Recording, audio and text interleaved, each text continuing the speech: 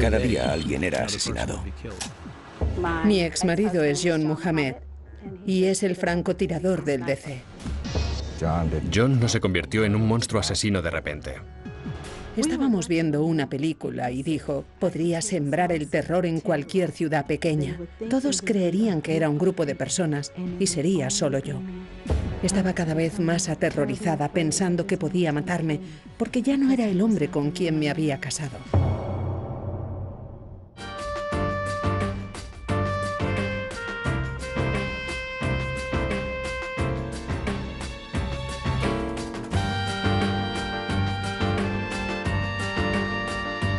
Crímenes imperfectos, historias criminales. La mujer del francotirador. El temor se ha extendido por todo Washington, D.C. En los últimos 3 días, 6 personas han muerto tiroteadas. El autor se conoce ya como el francotirador del D.C.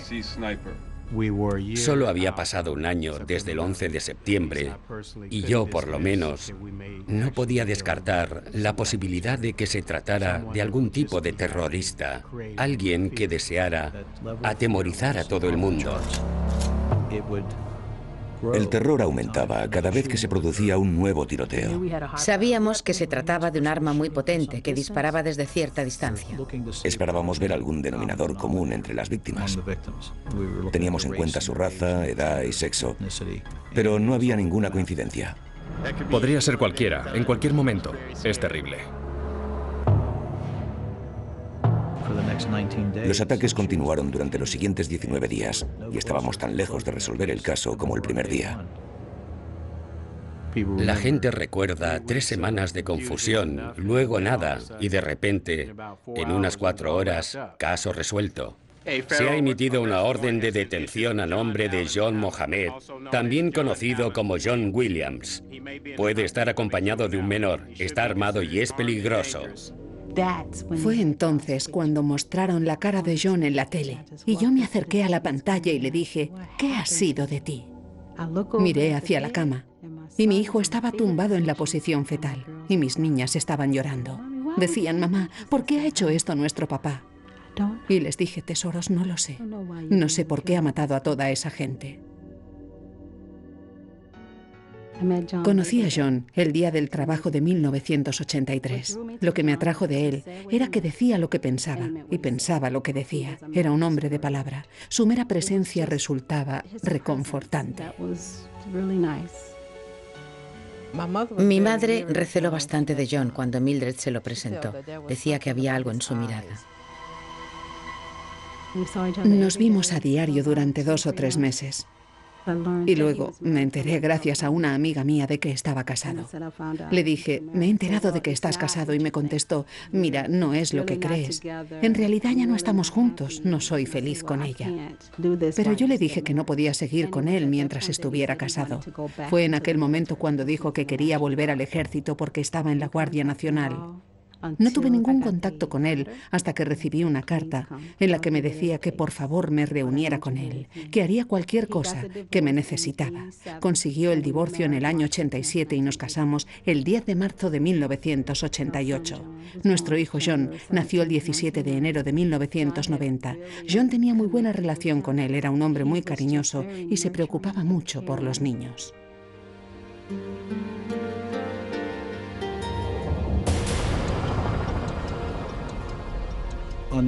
La noche del 2 de octubre del 2002 me comunicaron que se había producido un tiroteo en Wheaton, en el supermercado Shoppers Food. Un hombre que entraba en un supermercado cae abatido. Los testigos no pueden aportar mucha información. No se ha producido ninguna confrontación, no se ha peleado con nadie.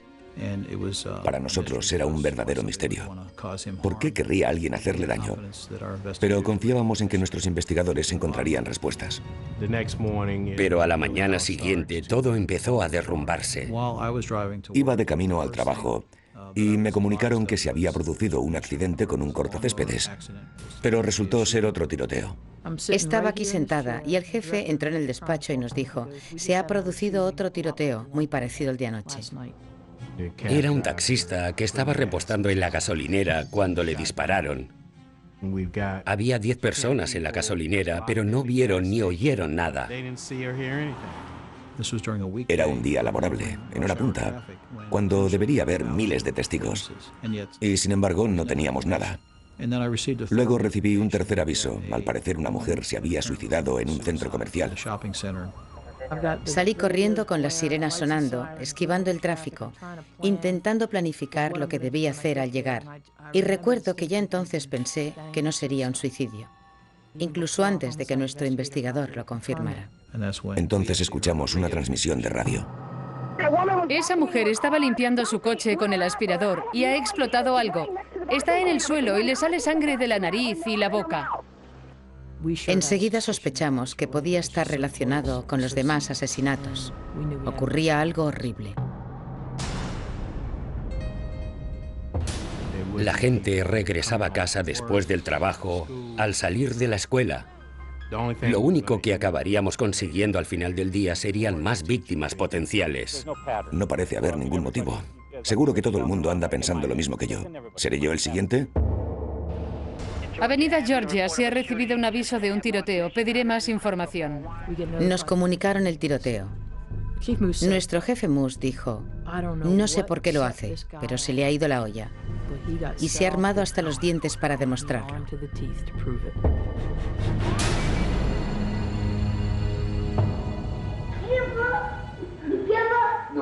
Tranquilo, no tengas miedo. A John le encantaba estar en el ejército. Deseaba realmente hacer la carrera militar. Como ingeniero de combate se encargaba de derribar puentes. Era un experto en derribos. Estaba física y profesionalmente entrenado. Lo tenía todo controlado.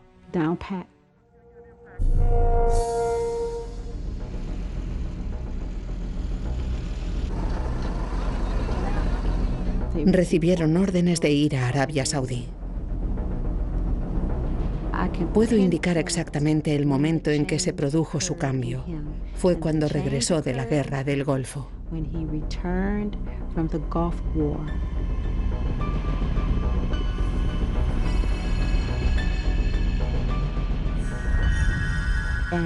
Y yo dije, el hombre con quien me casé todavía está en Arabia Saudí, porque quien ha vuelto no es John.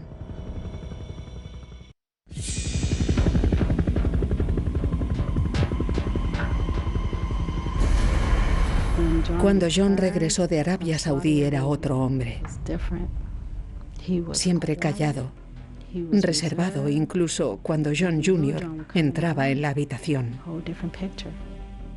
Un día, sin preaviso, dijo, ¿queréis saber qué me pasó? Alguien lanzó una granada de humo en nuestra tienda. Todos los soldados salieron, pero yo no pude abrir mi saco de dormir. Dijo que alguien le había sacado a rastras.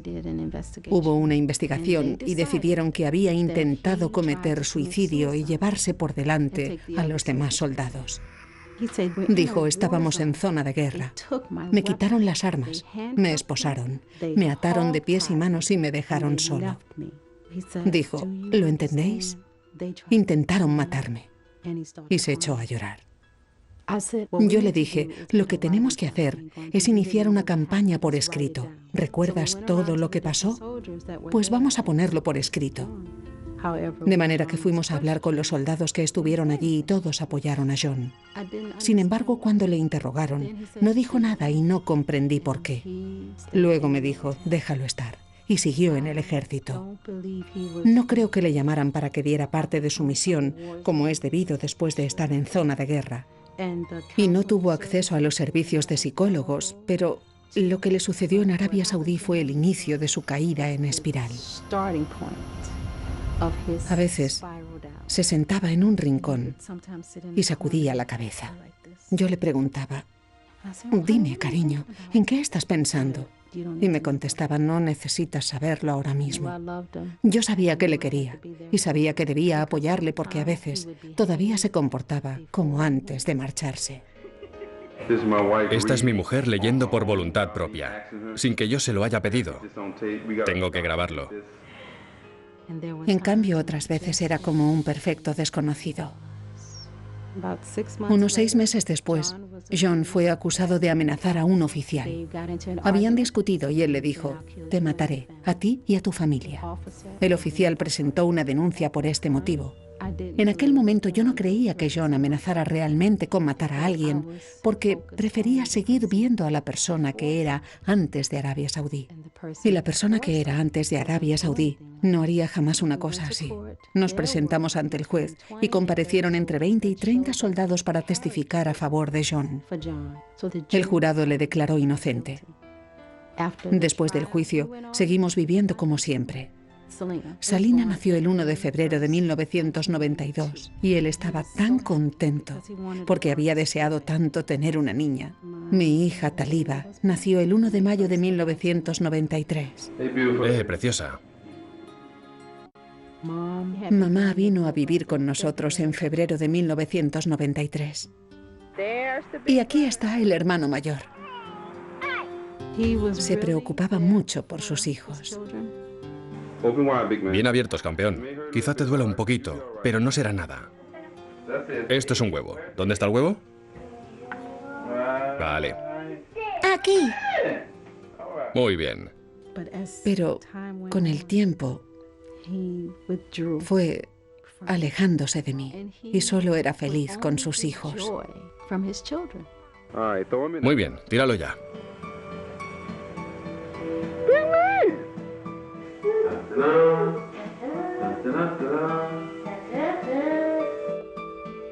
A veces nada de lo que yo hiciera le parecía bien. Otros soldados y sus familias me decían que John era un buen soldado y que yo era muy afortunada por tenerle de marido. Yo me decía para mis adentros ya, pero vosotros no tenéis que vivir con él. Un día estábamos viendo una película y dijo: podría sembrar el terror en una ciudad pequeña. Todos creerían que era un grupo de personas y sería solo yo. Y yo le dije: ¿pero por qué querrías hacer eso? Y él cambió de tema.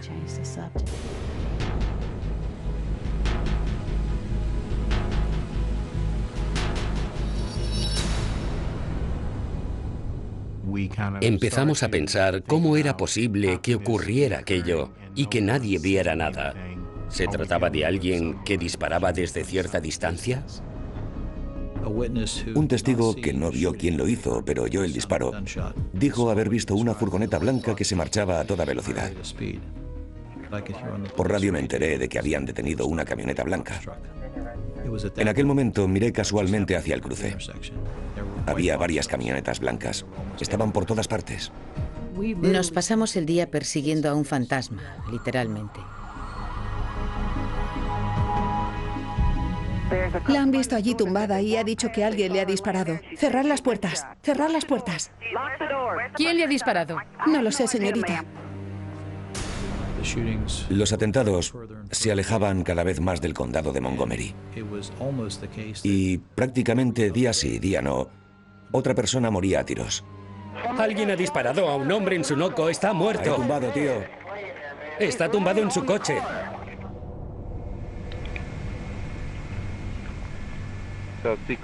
Es nuestra arma secreta, perrito caliente. ¿Qué hacemos mientras pescamos? Nada, relajarnos. Sí. Tener paciencia. Era como quedarse observando impotente mientras alguien se transformaba en algo que no sabías qué iba a ser. No quería llevar ropa de colores. Todo tenía que ser negro. Lo único de color eran sus uniformes.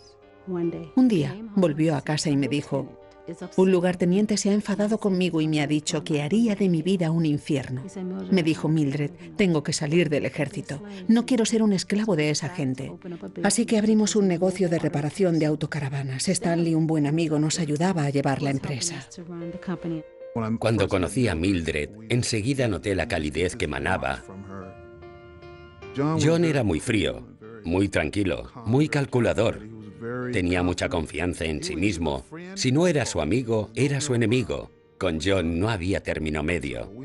Hablábamos de filosofía en general, desde un punto de vista racial, de la situación en América para los afroamericanos. Ahí mismo hay una mujer negra. Sí. No debería andar con una niña blanca. Ya. Eso es, debería andar con los nuestros. Dame más. Los negros tienen que ir con los negros. Sí. ¿Vale? No con los blancos. Exacto, no con los blancos. Con los negros. Mi hermana me preguntó si John podía alojarse en casa para la marcha del 1.000.000 de hombres. Un océano de hombres dispuestos a volver con Dios, a resolver sus diferencias. Fuimos a buscarle. Fue lo más amable del mundo. Pero en cuanto llegamos a casa, empezó a traslucir su personalidad, su verdadera personalidad. Por ejemplo, si estábamos viendo el telediario, no paraba de cargarse todo lo que decía el presentador. Decía que no eran más que embustes. Cualquier comentario favorable a Estados Unidos le ponía furioso. Pero no decía nunca que quisiera a mi hermana. Mildred llamaba, quería hablar con él, pero él decía, dile que no estoy en casa. Lo siento, hermanita, pero John no puede ponerse. Luego le llamaba y le decía que no quería hablar con ella. Todo lo que vi, oí y sentí fue una sensación de una tremenda arrogancia.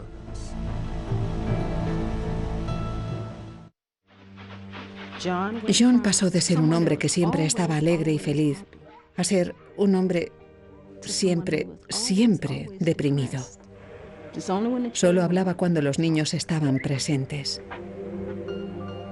John no quería que cogiera en brazos a John Jr. ni le mostrara afecto. John no había tenido este tipo de afecto en su infancia. Su madre murió de cáncer, con él en brazos cuando tenía 5 años. Dijo que su padre les había repudiado a todos, a él y a sus hermanos y hermanas, y que su tía de Baton Rouge había tenido que hacerse cargo de ellos. Se marchó de su casa a los 16 años, tuvo que buscarse la vida muy pronto. Y por supuesto, el campeón. ¿Con qué piensas proteger a Salina, a mamá y a Taliba? Con esto. Con esto y con mi vida. Muy bien, negro.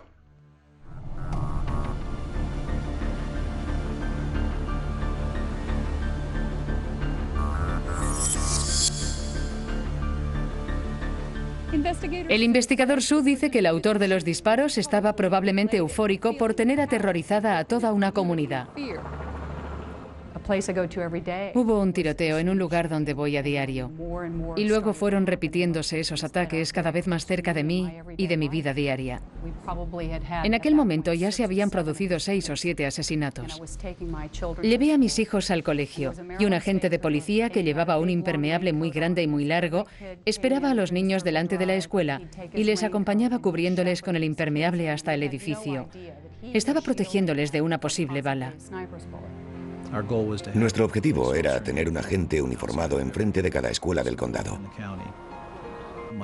Mi hijo iba a un colegio de Gatesburg y en lugar de asignar un agente a aquella escuela, acompañé a mi hijo cada mañana y me quedé de guardia delante del edificio. Un chico de 13 años ha sido tiroteado al entrar en la escuela secundaria Tasker esta mañana. Es la 8ª víctima del francotirador del DC. Nadie ha visto nada. En cuanto se supo que habían matado a un chico en la escuela, se produjo una avalancha. Muchos padres querían llevarse a sus hijos de sus colegios. Todas nuestras víctimas han sido inocentes, han estado indefensas. Pero ahora se han pasado de la raya porque nuestros niños no se lo merecen. O sea que pedimos a los padres que por favor se ocupen de sus hijos esta noche. Cuiden bien de ellos. Se ha pasado de la raya, ha asesinado a un niño.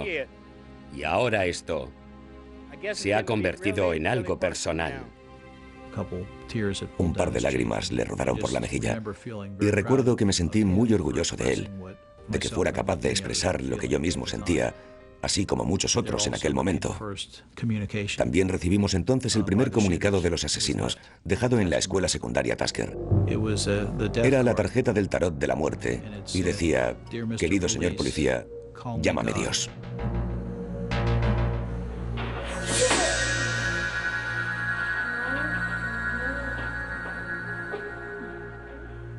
Mildred empezó a contarme las cosas que John le hacía. Cómo le hablaba, cómo la despreciaba. Le decía que era un cero a la izquierda, que no podía hacer nada sin él, que no le replicara delante de la gente, que hiciera siempre lo que le mandaba. Y nuestra madre empezó a llamarme muy a menudo y me decía, ¿sabes qué? John está engañando a Mildred. Hay toda una panda de mujeres que llaman a mi casa y cuando descuelgo el teléfono ellas cuelgan, pero solo llaman cuando Mildred está trabajando. Las cosas siguieron así durante un tiempo hasta que por fin le dije, te comportas como si fueras un hombre libre, pues será mejor que lo seas de verdad. No empecé a preocuparme en serio hasta después de nuestra separación en 1999. Entonces empezó a pincharme las líneas telefónicas. Quitó la cerradura de la puerta principal de mi casa y tenía que atrancarla con una silla por la noche para que los niños y yo pudiéramos dormir. Empezó a presentarse en medio de la noche y quedarse plantado junto a la cama. No decía palabra, solo se quedaba allí plantado. Y como estaba oscuro, no se daba cuenta de que le estaba observando. Hasta que dije, ya está bien, se acabó. Hemos terminado. No puedo más y quiero el divorcio. Él me dijo, no vas a criar a mis hijos. Te has convertido en mi enemiga. Y como enemiga que eres, te mataré. La mirada de John era tan penetrante. Supe que solo era cuestión de tiempo para que organizara mi asesinato.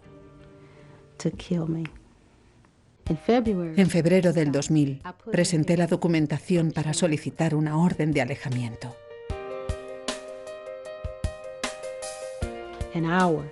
Tardé una hora en rellenar una hoja de papel con 10 preguntas, porque me parecía increíble encontrarme en comisaría, solicitando una orden de alejamiento contra un hombre al que amaba.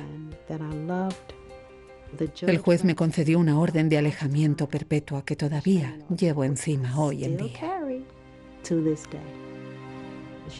Ella no pretendía apartar a los niños de John. Podía visitarlos, pero no podía entrar en la casa. Aquel día, en concreto, era el cumpleaños de mi madre, el 27 de marzo del 2000. Estaba previsto que John fuera a buscar a los niños a la escuela y los trajera a casa a las 3:30. Eran las 8:30 y todavía no habían llegado. Yo no hacía más que llamarle al móvil, pero no me lo cogía. A las 11:35 me llamó para decirme que estaban al caer. En cuanto colgué el teléfono pensé, eso huele muy mal. Mildred me llamó llorando histérica. John había secuestrado a sus hijos, se los había llevado. Sin mis hijos no puedo ni respirar. Mis hijos son mi motivación para vivir. Cuando se los llevó, dejé de vivir.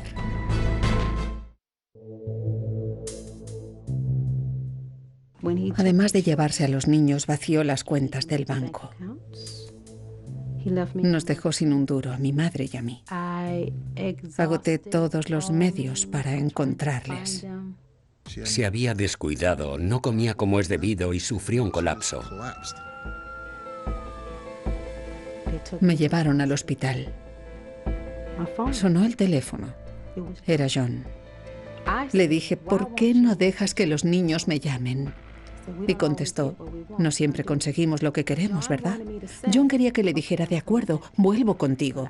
Pero yo tenía dos opciones. Volver con él y morir. O colgar el teléfono y seguir sin saber dónde estaban mis hijos. Colgué el teléfono. Mi madre me llamó al hospital y me dijo que John acababa de llamarla y le había dicho que venía a matarme. Mi madre me llamó más tarde aquella noche y me dijo, John quiere matar a Mildred. Le contesté, mamá, John no matará a Mildred, no es un asesino, nadie matará a Mildred, está ingresada en un hospital. Mildred decidió refugiarse en un centro para mujeres maltratadas. Tuve 5 minutos para cambiar de nombre.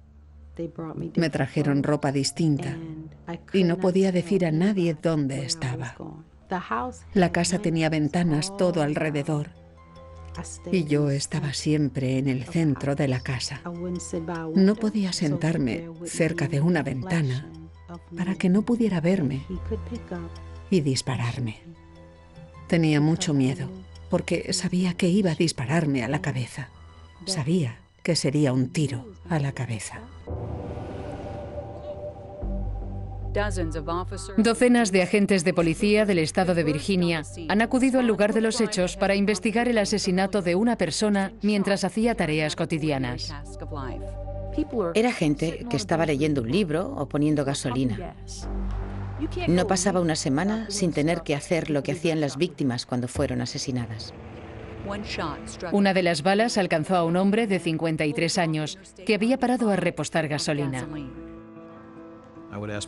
Le pedí a mi mujer que no fuera a la gasolinera. Le dije que cuando volviera a casa cogería su coche y lo llenaría yo, pero que por favor no fuera a la gasolinera, porque las víctimas eran tan aleatorias. Cualquiera de nuestros seres queridos podía ser la siguiente víctima. Cuando Jeff Hooper cayó herido en el restaurante, el autor o autores de los disparos dejaron una nota, que fue la primera indicación de lo que deseaban: una gran cantidad de dinero. Somos conscientes de la preocupación de toda la comunidad y por ello vamos a leer literalmente el contenido del mensaje. Vuestros hijos no están seguros en ningún lugar ni en ningún momento. Mi hermana me llamó para saber si era seguro llevar a los niños al colegio. Ya han matado a un niño y le dije, ¿qué más prueba quieres de que los niños ya no están seguros? Nos poníamos de acuerdo entre los padres del vecindario para que los niños pudieran jugar juntos, bien en casa de unos u otros. No hacen más que decir, no salgas, quédate en casa. Tienen miedo de que nos maten a tiros, y no me extraña.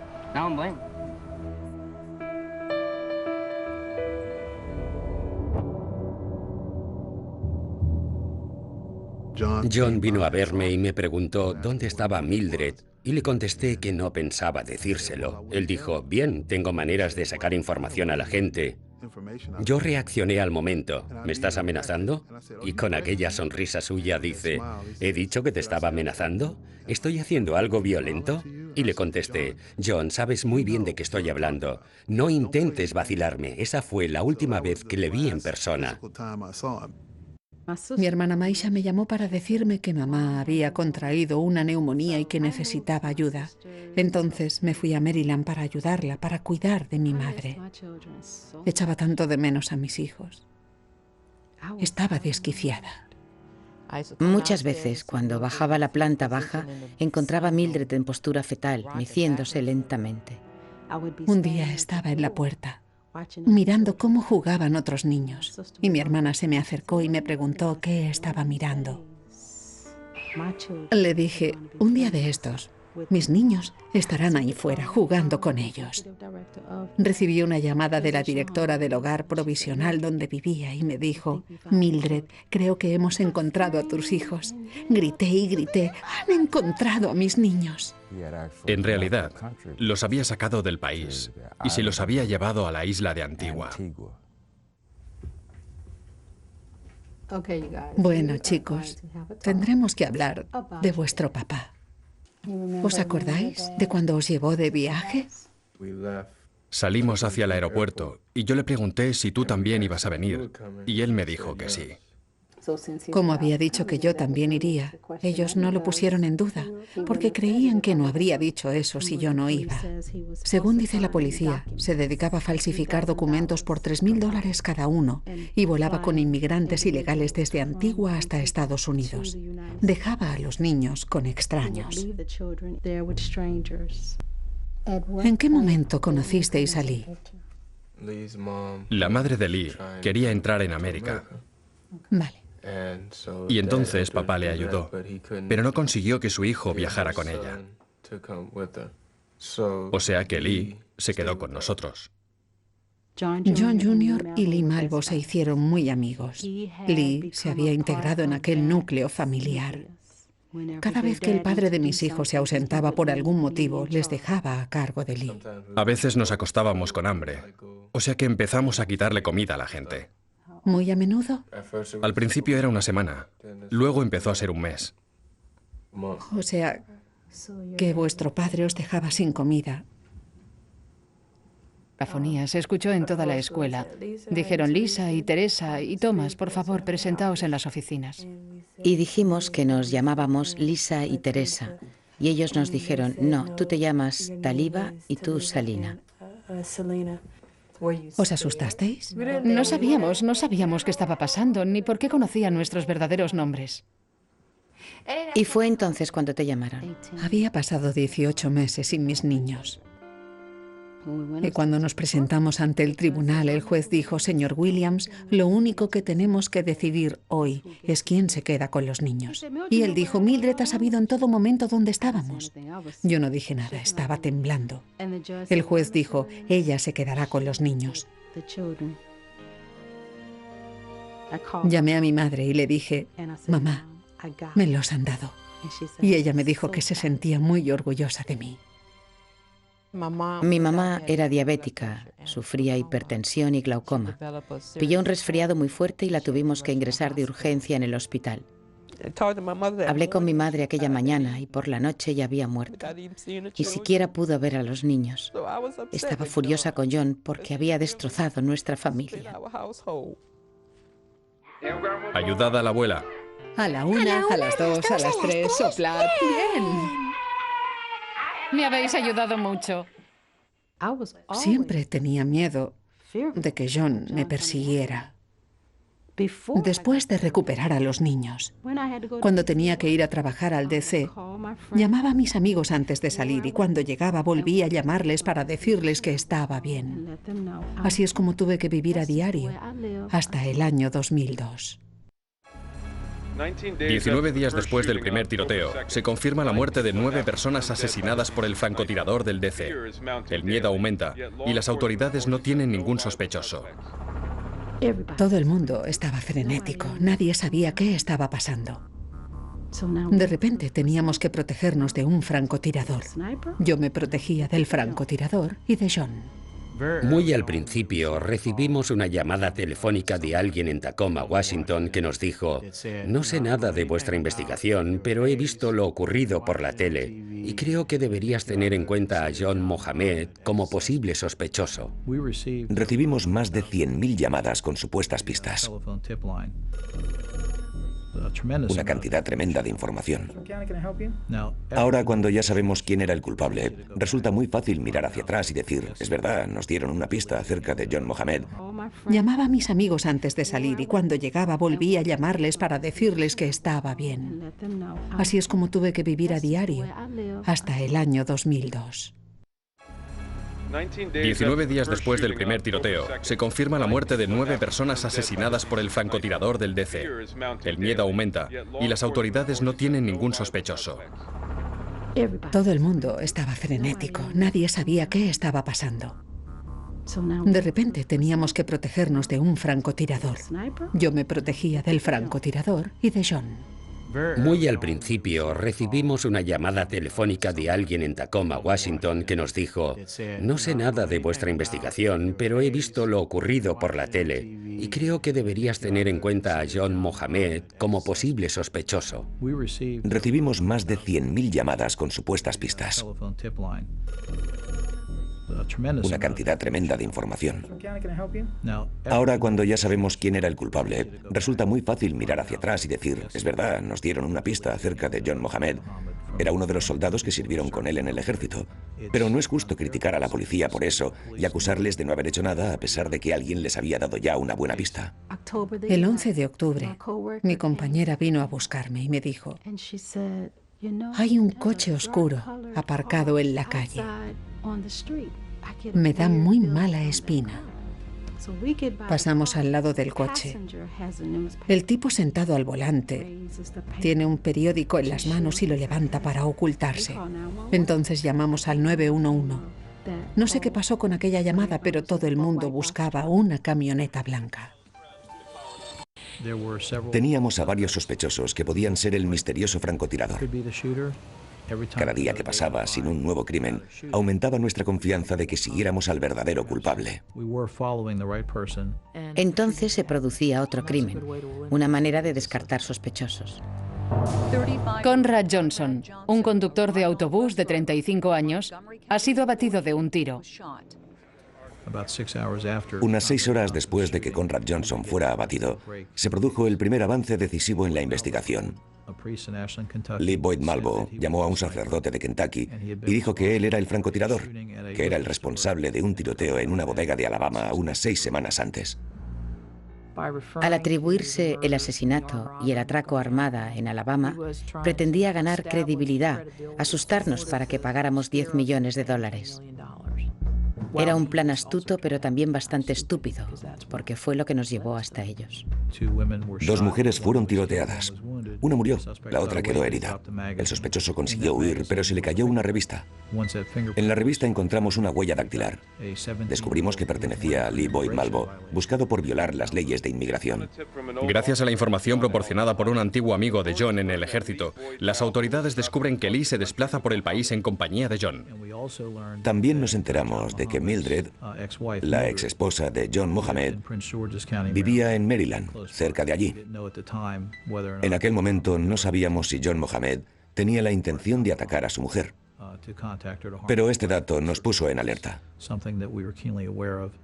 El 22 de octubre la policía llamó a mi puerta. Señora Mohammed, vamos a acusar a su exmarido de ser el francotirador. ¿Cree usted que sería capaz de hacer una cosa así? Y yo dije, sí.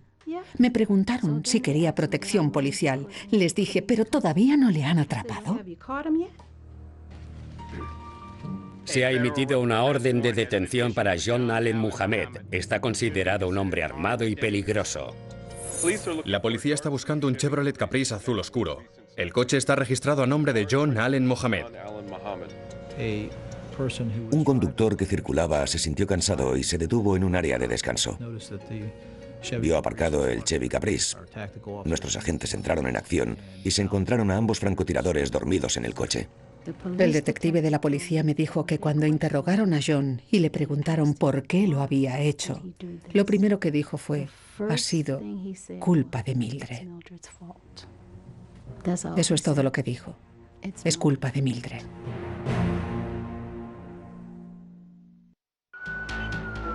Aunque hayamos visto una y otra vez las imágenes de los ataques, los detalles de los crímenes del pasado octubre no verán la luz hasta el lunes en los juzgados de Virginia. Mohammed está acusado de asesinatos en 5 estados, pero será juzgado en Virginia por tener la pena capital. Malvo se ha declarado culpable y ha testificado en contra de John Mohammed. Malvo declaró que el plan era asesinar a un montón de gente al azar y luego incluir a Mildred, la exmujer de John Mohammed, como una de las víctimas, para que John pudiera recuperar la custodia de los niños. El plan fue modificándose con el tiempo. Pensaban ir a Baltimore y matar a un agente de policía. Luego esperarían que se celebrara el funeral, al que asistirían para matar a tantos policías como pudieran. Creían que al matar policías, la gente se asustaría todavía más, tanto que les darían el dinero que querían. Yo estaba trabajando cuando se pronunció el veredicto y pedí que me dejaran salir antes del trabajo para ir a buscar a los niños antes de que salieran del colegio. Les dije, vuestro papá ha sido declarado culpable y le han condenado a muerte. Me dolió. Quiero decir, nadie quiere ver a sus padres morir, sobre todo de esta forma. En cierto modo, hablamos de que quizá quisierais ir a verle. ¿Todavía queréis hacerlo? Sí. ¿Queréis hacerle preguntas o solo queréis pasar un rato con él para... Solo estar con él. ¿Solo conversar un poco? Yo quiero preguntarle cosas. ¿Estás enfadado? Decepcionado. ¿Qué preguntas quieres hacerle a tu padre? ¿Cómo puedes decir que me quieres para luego utilizarme?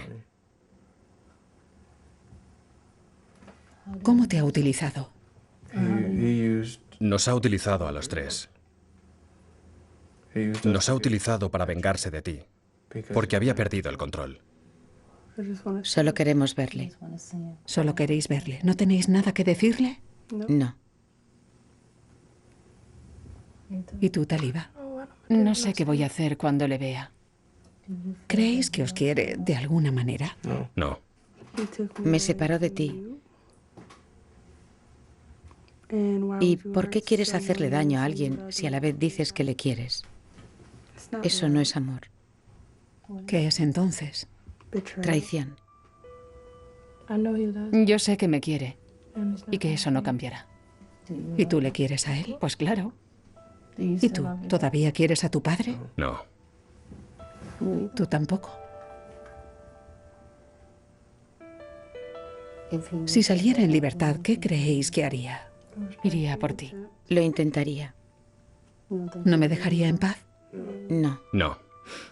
¿Por qué? Porque no estás muerta.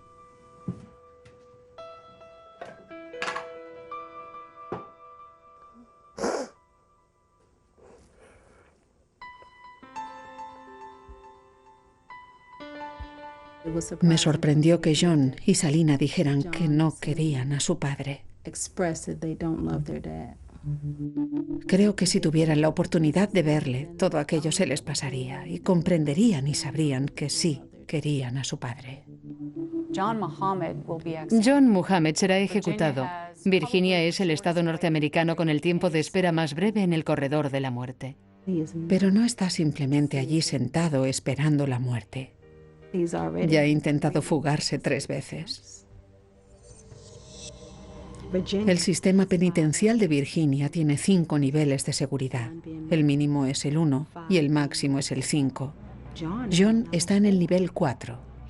Está al acecho, esperando encontrar alguna debilidad en el sistema de seguridad. No está tomando simplemente el sol en el patio. No está hecho de esa pasta. Está siempre pensando, planeando.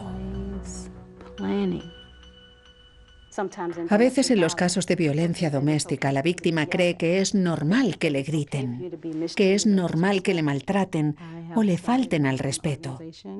He fundado mi propia organización llamada Después del Trauma, que se dedica a ayudar a las supervivientes de la violencia doméstica. Mi exmarido John Muhammad y es el francotirador del DC convicto. Pero lo que muchos no saben es que todo empezó con una situación de violencia doméstica. Vi en su mirada que iba a matarme y tuve que tomar las precauciones necesarias. Tuve que preocuparme yo misma de mi propia seguridad. Salvó la vida de sus hijos. Salvó su propia vida al abandonar a John Muhammad. Es el tipo de heroísmo que quisiéramos insuflar a las víctimas de la violencia doméstica. Es una heroína. Les dije, hubo un tiempo en que quise muchísimo a vuestro padre. Quiero que lo recordéis siempre. Todos vosotros fuisteis concebidos con amor.